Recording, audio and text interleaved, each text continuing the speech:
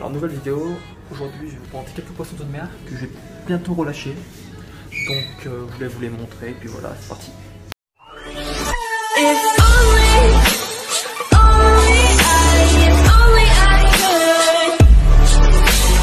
Alors voilà les poissons qui vont être relâchés ici et là. Alors je voulais vous expliquer tout d'abord que les poissons qui sont présents là et que je vais relâcher en mer ne sont pas des poissons en voie d'extinction ou qui ont été braconnés. Alors ils ont été capturés dans des eaux internationales du Cameroun, dans des zones extrêmement polluées avec notamment les fameux courants pleins de plastique. On résume ça et pour montrer que j'ai établi des bonnes relations avec mes poissons, voilà, c'est des petits chercheurs et tout. Bon, je vais tous vous les présenter, ça me fait un peu mal au cœur parce que je vais rentrer en France cette année pour les études et forcément je peux pas laisser ces poissons ici, il faut bien que je les relâche.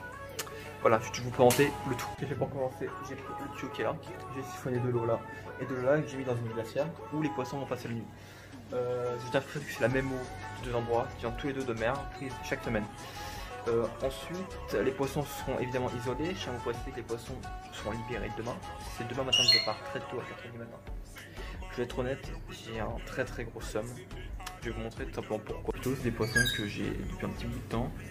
Je les ai donc un peu habitués, etc. Et ça me fait un peu le somme de devoir les relâcher.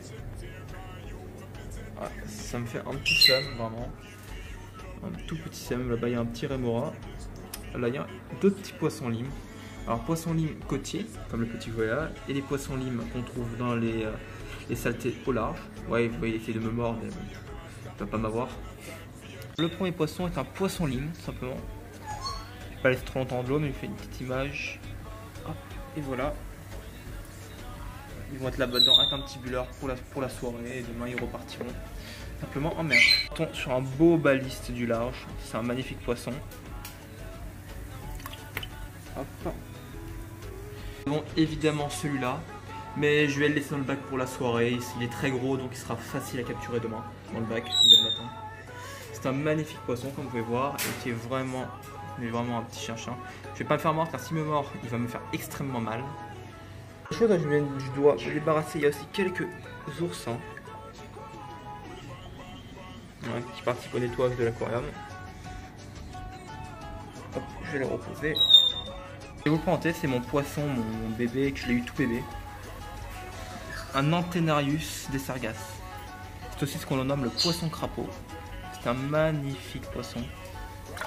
Et là, alors, c'était un gros spécimen. Je l'ai eu, il faisait ça, mais vraiment ça. Et avec le temps, il s'est développé. Vous savez, ça donne un magnifique poisson. Et franchement, ça va être le poisson qui me manque le plus, qui va me manquer le plus. Parce que c'est un poisson d'une beauté. Bon, peut-être pas pour certaines personnes, mais pour moi, c'est un poisson d'une beauté inégalée. Ne vous inquiétez pas.